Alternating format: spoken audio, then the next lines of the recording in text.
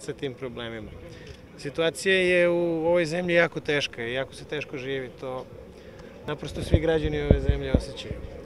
Ali ukoliko ne budemo mudro i staloženo izabrali 6. maja, postoji velika opasnost da se situacija pogorša i to drastično. Ja sam uveren da se to neće dogoditi. Ja sam uveren da će građani Srbije izabrati put koji vodi napred.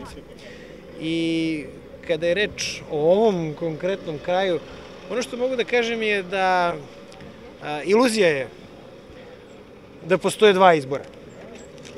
Da postoje lokalni izbori i državni. Postoje samo jedni izbori. I na tim jednim izborima izaberite za koga ćete glasati i razmislite dobro. Mislim da nema uspešne lokalne politike bez jasne i precizne državne orijentacije i puta kojim ide država. Isto tako, nema uspešne ni državne politike bez stabilnog i jasno organizovanog lokala.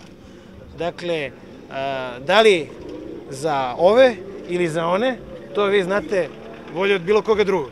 To svaki građanin Srbije najbolje zna za sebe. Ali, ponavljam, nema tu dva izbora. Nije jedan dobar za ovaj kraj, a drugi dobar za Beograd. Onaj ko je dobar, glasajte za njega. A ja mislim da na ovim izborima ne bi smelo da bude dileme.